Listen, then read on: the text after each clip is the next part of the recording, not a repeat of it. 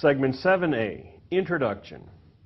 In this lecture, we do our best to get into the heads of the ancient Romans and move to the Roman way of making war. The similarities between Roman and American civilization are interesting. For example, both societies are characterized by theoretical equality, when in fact both societies were under the rule of elderly, wealthy males. But then the differences are pretty interesting as well. For example, the Roman state religion was almost devoid of what we would call real spiritual content. Segment 7B, Mos Maiorum, Way of Our Elders, examines the two underlying principles of Roman society. First is the Patria Potestas, power of the father, which replicated itself in Roman politics, economic life, and even religion. I smell an essay exam question. Second is the fixation upon the Mos Maiorum, Way of Our Elders, which the Romans held up as the measure of all proper conduct. Essay question. The Romans took these two principles very seriously, but the foundation of the Roman Republic contradicted them both. The break from monarchy was itself so drastic a deviation from the Mos Maiorum because Rome had never had elective government before. Moreover, the election of completely new magistrates every year made two men, called consuls, into the father figures of the Roman state every year. Fortunately for the Romans, they more often than not recognized when a change from the Mos Maiorum was in fact necessary. Segment 7C, the Roman state religion, cuts into the heart of what the ancient Romans did and did not believe. The Romans started out worshiping formless spirits called noumena, but through Etruscan and Greek influence, the Romans came to visualize their gods and goddesses in human form. For example, their supreme god Jupiter. Yet the Roman deities didn't really care about the Romans' moral conduct. The Romans didn't believe their gods and goddesses interfered in their lives unless they were persuaded or bribed to do so. To the Romans, prayer was a social contract. The deity was rewarded if and only if he or she did what the mortal asked. Oh Lord, would you give me a Mercedes-Benz? And if you don't give me a Mercedes-Benz, then I don't give you anything either. Roman religious rituals were complicated to the point of being utterly ridiculous. At the same time, the Roman state's well-being depended on the exact performance of these rituals in accordance with the Mos Maiorum.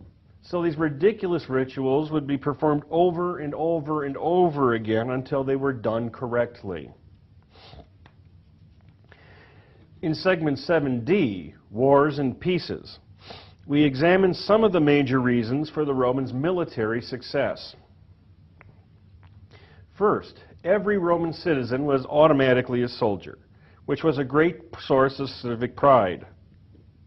The Romans also had the concept of the jus fetialis, or the just war, which specified that Rome should only fight defensive battles. Roman gods and goddesses would not support aggressive territory grabbing. Even though the Romans did not win every single battle in the first 2 centuries of the Republican era, they always wound up at the top at the end of the war. Overall, Roman armies proved so successful that they defeated more enemies and conquered more territory that they wound up with more ager publicus, or public land, than they really knew what to do with. The unorganized, scattered, random arrangements Rome made after winning her victories would rise up to haunt Rome in the end. Segment 7B, Mos Maiorum, Way of Our Elders. Every nation prides itself on its core values. A nation's real core values may differ from its official core values expressed in its laws. For instance, neither the Constitution nor any U.S. law states that countries which mess with the United States will regret it bitterly. Yet it's one of America's core values that nobody messes with the United States without regretting it bitterly. Americans also tend to believe that their individual political beliefs reflect the nation's core values. For example, some interpret the writings of our founders as proof that America always was and always should be a Christian nation. Others use the writings of our founders as evidence that church and state should always remain completely separate. Even though scholars have been reading and interpreting the writings of our founders for 2 centuries now, I don't see Americans coming to a consensus on this question about the church-state relationship anytime soon. The Romans prided themselves on having exactly the same core values as those held by their ancestors. The Romans were so sure that their core values lived in every Roman's heart that they didn't even have to be written down. They were in the Roman blood. In Latin, the Romans refer to their ancient ancestral core values as the mos maiorum, the way of our elders. Immediately after birth, an infant Roman was laid on the ground for his or her father to acknowledge as his own. The father alone decided whether to raise the child or not, and if not, the child was abandoned. This is a vivid illustration of what the Romans called patria potestas, a father's absolute power over his wife and his children. In his role as pater familias, the father made all the decisions with no input from anybody else. He could decide who his children married. He could give them up for adoption or sell them into slavery. He could even kill his children himself if he wanted. The father's power over his children and his wife lasted until the day he died. A man became a full-fledged paterfamilias only after his father died. A father's power over his daughter lasted until the day she married into her husband's family. When a woman married into her husband's family, she then acquired her husband's paterfamilias. Note, though, that many Roman women obeyed their birth father rather than that of the family they married into. Blood in ancient Rome ran thicker than marriage vows. A divorced woman was returned to the control of her oldest male relative until she remarried. A widow was returned to the control of her son. Unsurprisingly, a wife's status in Roman tradition was roughly equivalent to that of her children. As the supreme god Jupiter was to the universe, so the father of the house was to his wife and to his children. Roman society was the Roman family writ large. The 2 social classes in early Rome were the patricians, which consisted of the upper class, and the lower class called the plebeians. The word patrician is derived from the Latin word pater, meaning father. The word plebeian comes from the verb pleo, meaning just to fill up. According to the almighty mos maiorum, the patrician class's relationship to the plebeians was analogous to the power of the paterfamilias over his wife and children. Once the ancient Roman kings were run out, only patricians got to hold elected office and wield the almighty imperium. Only patricians could command armies and dispense justice. Plebeians were expected to do as they were told without any hope of bettering their lot.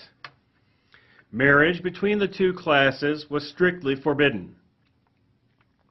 But to help take care of plebeian social concerns, the Romans developed a practice called patronage, in which a given patrician served as patron, yet another word derived from pater, to a number of plebeian clients. The patron provided his clients help with legal protection, and he gave them handouts when times were rotten. He also commanded his clients in the army during wartime, and may even, when needed, have provided them with weapons. In return, clients did whatever favors the patron might ask. They often lined up at his house at daybreak to say good morning and see if he had any work for them to do. If the patron was running for political office, the clients were expected to follow the patron around and serve as his bodyguards and/or his applauding audiences. This patron-client relationship extended to all parts of Roman life. Also included in the mos maiorum was the cursus honorum, or course of offices through which a Roman could rise politically. Because opposition to monarchy had become a Roman core value, the Romans believed that politicians should rise up a ladder of offices to the highest office, or consulship.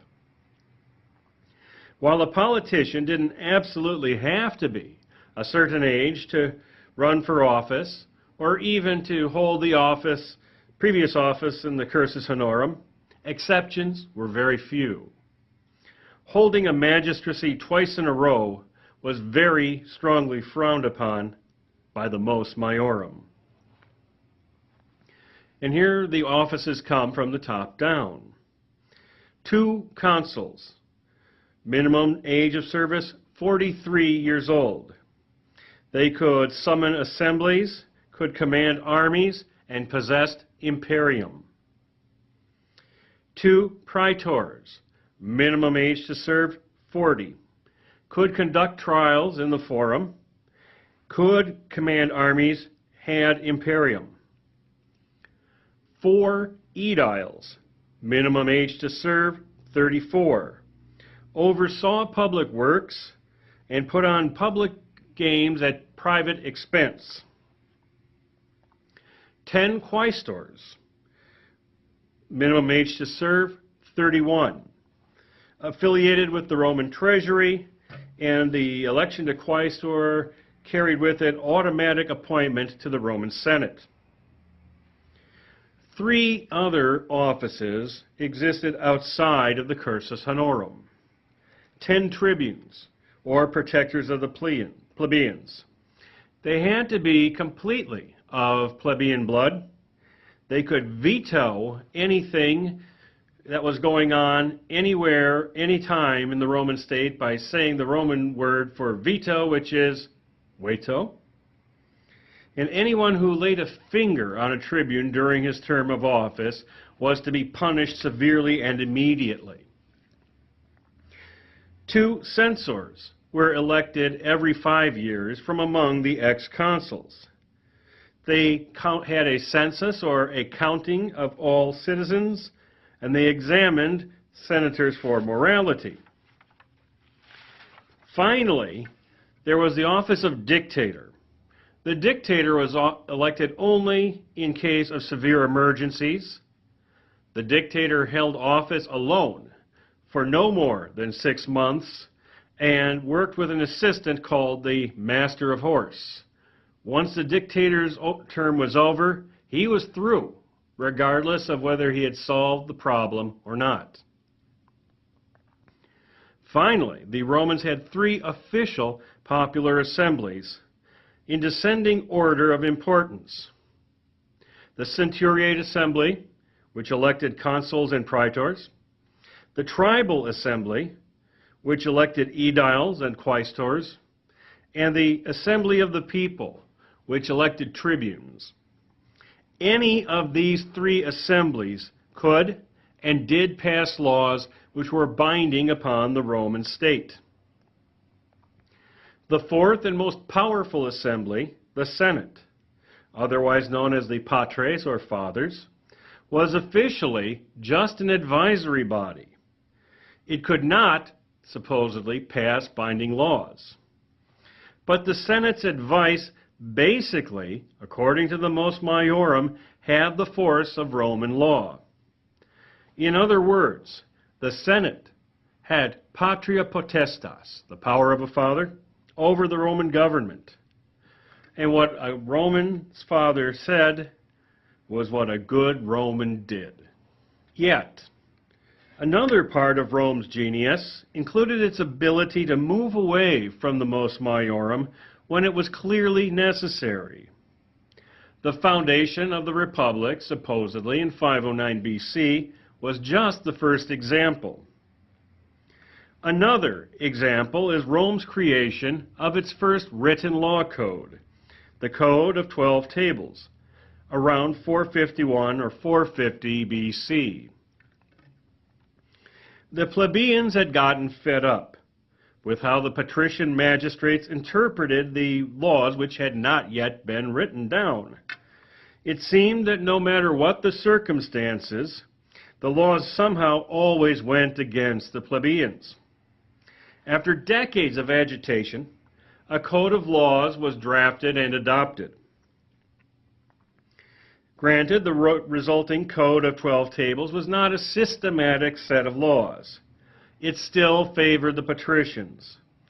For one thing, it specified for just about any offense a stricter penalty for a guilty plebeian and a less strict penalty for a guilty patrician. Yet, the Code of 12 Tables fundamentally stabilized Roman society by establishing what we call the rule of law.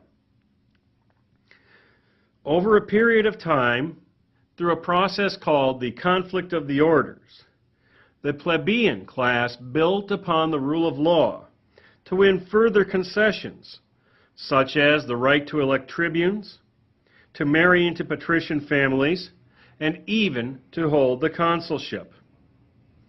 The system of quote-unquote Latin rights made it possible for Italians blessed with such rights to transition smoothly into Roman citizenship, adding not only numerical weight, but needed fresh blood to the Roman citizen body.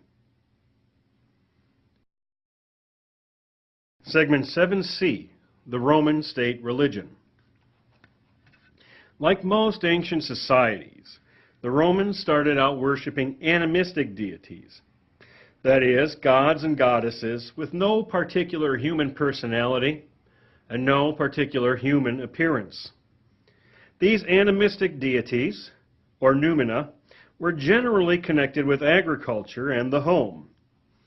For example, Sterculinus or Sterculius, the name means poop god, was the god of manure.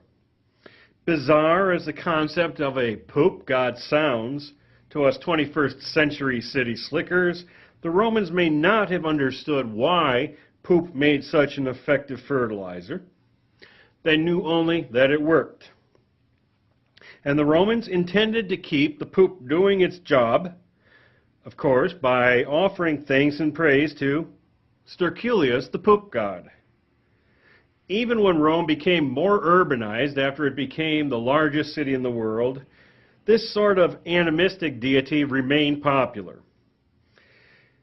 The Cloaca Maxima, built under the Etruscans to drain the swamps between the hills of Rome into the Tiber River, was overseen by a goddess known as Cloacina, or sewer goddess. Since the sewer kept the Roman Forum dry, obviously Cloacina had to be kept happy. Later on, Cloacina was associated with the Roman goddess of beauty and love. Venus was her name. You got it? Early in their history, the Romans acquired from the Etruscans a state religion based upon anthropomorphic ancient Greek deities. But the Romans never forgot or ignored the humble religious practices of their illustrious ancestors. The household gods called the Lares and Penates were especially beloved, as was the personal genius or guardian spirit. In imperial times, the emperor's genius would itself be worshipped as a god, but that's several chapters later. The mos maiorum especially applied to Roman religion. Before explaining how the Romans assimilated anthropomorphic ancient Greek deities, I need to define two terms.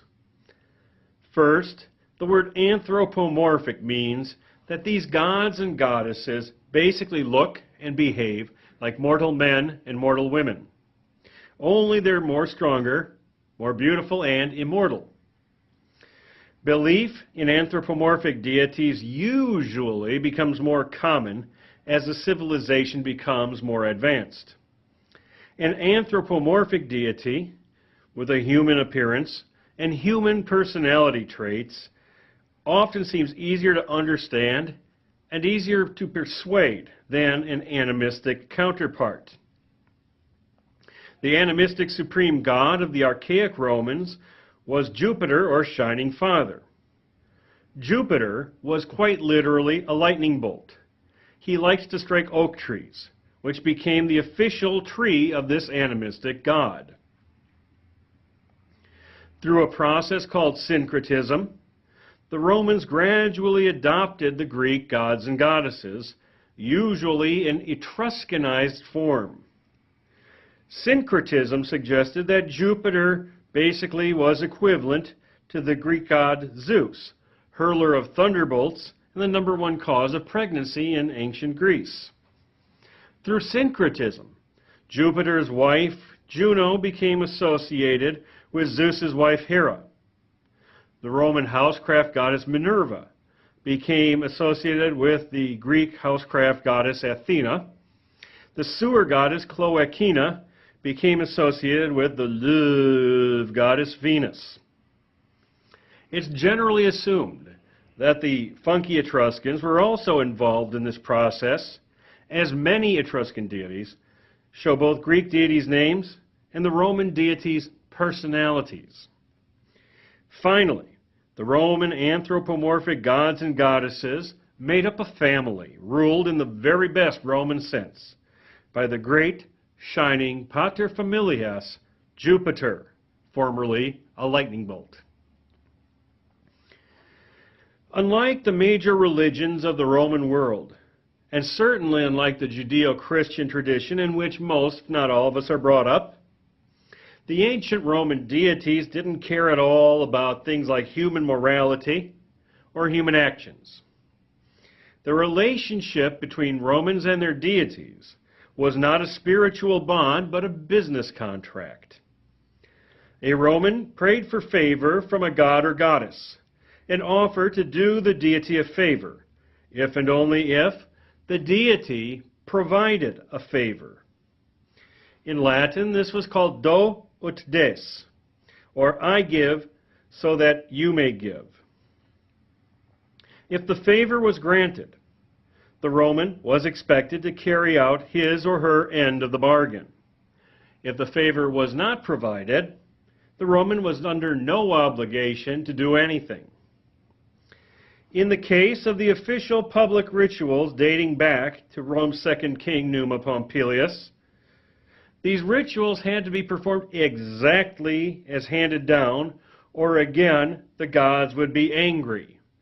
The pax deorum, or peace of the gods, would be violated.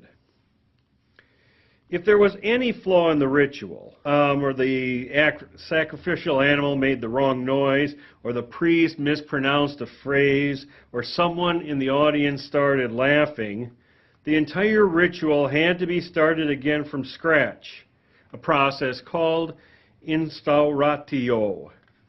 In particularly difficult political or military situations, the Romans would naturally assume that some god or goddess had been offended. The Romans' difficulties would continue, they believed, until the offended deity had been identified, no small task, and won back into good graces. As a rule, the Romans were open to the worship of other people's deities, provided that these other people were willing to worship Roman deities.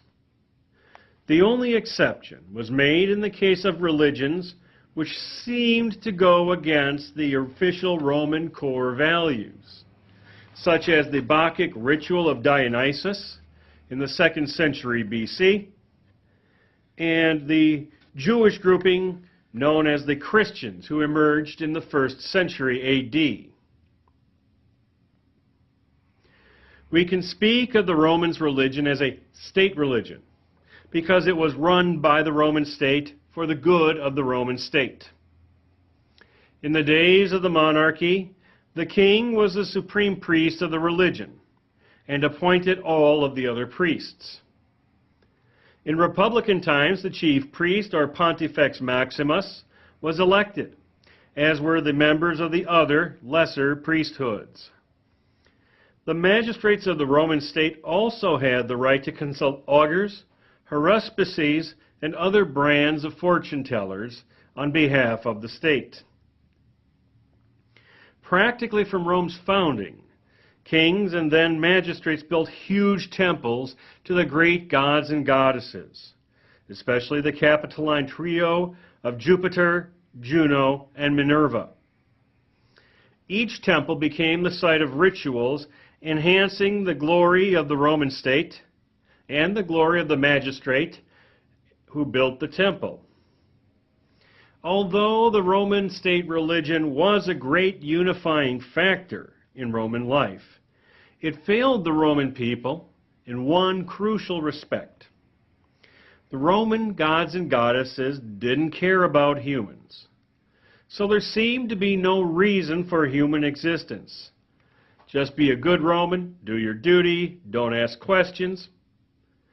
And the Roman religion offered no hope of a satisfactory afterlife. Greco-Roman myths of the afterlife traditionally offered lots of depressing details, but no reason to live and very little comfort about what might happen afterwards.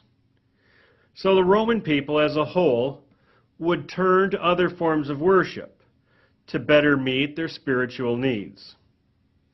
And this spiritual dissatisfaction with the Roman state religion only got deeper as society changed, but the religious rituals remained static. Static. Static. Stop. Segment 7D, Wars and Peaces. From the beginning of Roman times, military service was not an obligation for citizens, it was a privilege. Only citizens who could afford their own weapons were allowed to serve. The more equipment and the better equipment a citizen could purchase, the greater his role in the army and the greater his political rights. It was assumed that those with the most money could afford the best equipment. Better equipped soldiers did more service to the Roman state, and therefore the better equipped soldiers deserved more of a voice in Roman government. The lowest proletarians fought with slings and rocks. The better off could fight with cheap swords and cheap armor. The better off patricians could afford better weapons and could even afford to serve as cavalry. No wonder the idealized picture of Roman life back in the days of the mos maiorum included a pater familias who went from the field to the battlefield and back as needed. One such Roman hero was the general Cincinnatus, who was literally called from the fields to learn he had been elected dictator. The Romans also celebrated the equally heroic mother who did her work and her absent husband's work while he was gone. Since Rome's enemies in her earliest days were Rome's neighbors, also agricultural societies, there was a gentleman's agreement in effect that wars would start after the planting was done and end in time to harvest the crops. Military organization was just part of the Roman success. We've seen that the Romans were fanatical about observing religious ritual. This fixation upon ritual was part of Roman warfare as well, as shown by the jus fetialis and the concept of the just war. The Romans believed that their deities would grant Roman victory if and only if the Romans had been wronged. That is, provided the Romans themselves didn't start the war. The case for war had to be discussed openly by the Roman Senate in the presence of the Roman people, meaning that all Roman citizens had at least some, even if it was passive, part in the decision. Supposedly, Numa Pompilius himself, second king of Rome, established the way by which war was first declared and then announced, by hurling a spear into hostile territory.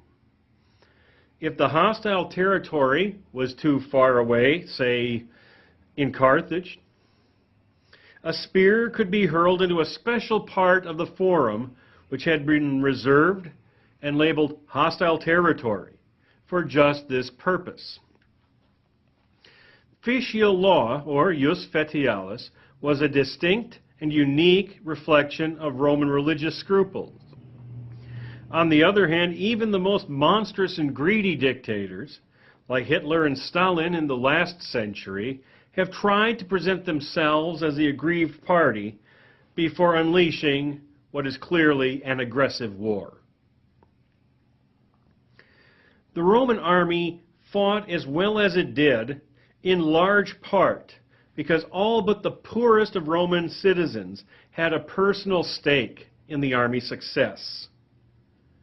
By 272 BC, Rome became master of all Italy. The Latin League was effectively broken up in 338 BC.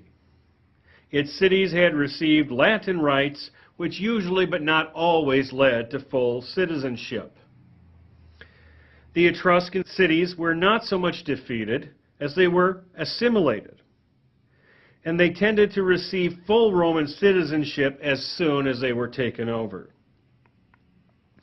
Many other Italian cities saw the writing on the wall and willingly allied themselves with the up-and-coming new Romans. But some held out. For example, the powerful mountain tribe called the Samnites. The Romans and the Samnites fought on and off for 50 years all over southern Italy. And the outcome was not a foregone conclusion. At the Battle of the Caudine Forks in 321 BC, the Samnites wiped out an entire Roman army. Once the Romans finally beat the Samnites for good in 290, they refused to grant the Samnites the usual generous peace terms. The Samnites responded by nursing their injuries and plotting revenge. The Romans were also invaded twice by Gauls out of the north. In 386 BC, Rome itself was occupied. In desperation, the Romans elected the general Camillus, who had been in exile, as dictator. Under Camillus, the Romans drove off the Gauls and paid them very well to stay away from Rome. After saving Rome, Camillus just gave up his dictatorship and went back to the farm in the very best Roman tradition. Between 290 and 284 BC, Rome fended off another Gallic tribe out of the north called the Senones. Roman victory in the Pyrrhic Wars of 282 through 272 BC, first undertaken to guard Rome's sphere of influence in southern Italy, effectively made Rome the master of all Italy for good. During these wars of conquest, the Romans captured many prisoners, which were simple to deal with. They became slaves. Dealing with the defeated city-states, however, would become a big problem. So would dispensing the ager publicus, or farmland conquered during the war. The term ager publicus means literally public land. somehow it wound up in private hands. The early Romans had never dreamed that their state would become so powerful. Since Rome's wars over the years had occurred with no particular pattern, the Romans had not established a set procedure for dealing with the territories they had won and the allies they had made along the way. Some problems could be handled by increasing the number of magistrates, or by letting conquered city-states continue to rule themselves under Roman guidance. But the sheer inconsistency of Rome's arrangements eventually caused a great deal of grief. For one thing, as I've adumbrated, the augur publicus tended to wind up not in the government's hands, but in the hands of the conquering generals and friends of the conquering generals. Sometimes the Romans established colonies, settlements full of Roman citizens which became independent cities. Some lucky citizen states were granted full Roman citizenship with all of its benefits: right to Roman justice, the right to marry a Roman, the right to do business with Romans, and the right to vote in Roman elections, along with the obligations to pay taxes and serve in the army. A number of city-states got partial citizenship, usually the so-called Latin rights, which usually did lead to Roman citizenship. But finally, some cities and some peoples, like the Samnites, didn't get much of anything at all, merely the right to pay Roman taxes and to provide soldiers for the Romans' wars. This category of cities often remained under the control of the traditional local elites, with, of course, a certain amount of Roman supervision. This greatly pleased the local elites, who became Romanized pretty quickly. It didn't so much please the local plebeians or proletarians.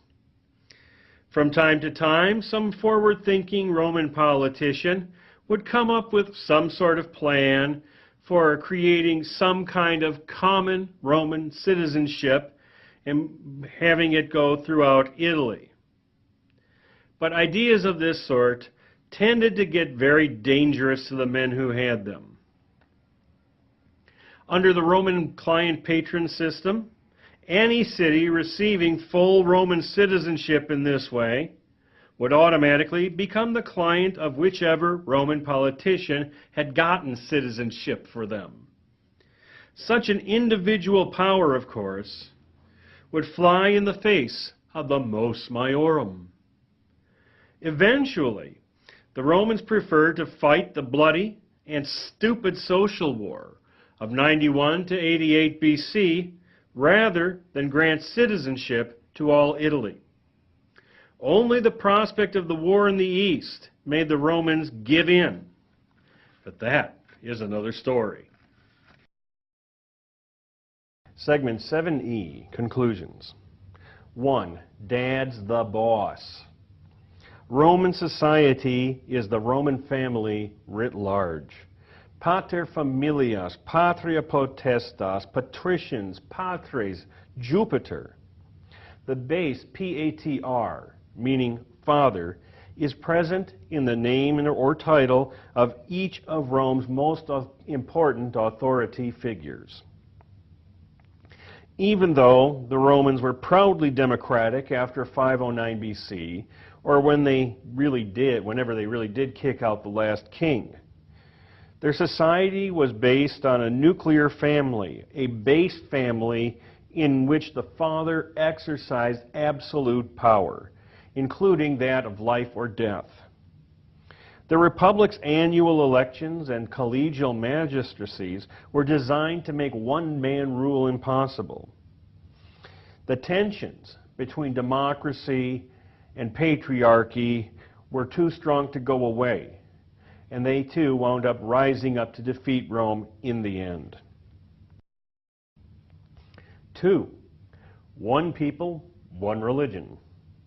For all of its silliness and lack of what we would consider spiritual content, the Roman state religion still helped bring the Roman people together. In the first place, worship of the old-timey agricultural gods and household gods like the Lares and Penates, or dear old Sterculinus, the poop god, never stopped. Assimilation of Roman deities such as Jupiter, Juno, and Mars, with Greek deities such as Zeus, Hera, and Ares, actually added to the awe and respect factor of the Roman state religion. The Romans could also believe that their religion gained vitality by literally absorbing the gods, goddesses, and religious cults of the cities it conquered over the years. Yet this Roman state religion was already lacking in spiritual content. National pride in the glorious Roman Republic and the glorious Imperium Romanum was all well and good. But a religion which does not explain human existence, a religion which does not give any hope of any kind of afterlife, or which does not really compel good behavior, is not really meeting the needs of the people it supposedly serves. 3. Democracy versus oligarchy. The mechanics of Roman elections were very complicated, and they favored the more wealthy voters. For example, magistrates who had imperium, that means consuls and praetors, were elected by the centuriate assembly. And the centuriate assembly was openly stacked in favor of people who had more money. Consequently, in order to become politically prominent, a family had to either be very rich or it had to become very rich. Although this was not the most democratic way to proceed, at least the process of becoming wealthy became a test for Roman families trying to win political influence. New blood did enter the Roman ruling classes, but the interests of this new political elite, the so-called noble class, were rather more business-oriented than the approach of the old patricians from the days of the mos maiorum. 4. The civilized wars and the uncivilized wars. The Roman concept of jus fetialis remains present to this very day. The Romans believed that their deities would not support Roman military efforts unless the Romans were demonstrably in the right. The record would indicate that the Romans' belief was accurate. More importantly, the process of determining whether an impending war was just or unjust meant that the Romans could not undertake wars rashly. The Romans eventually figured out workarounds for making their enemies attack.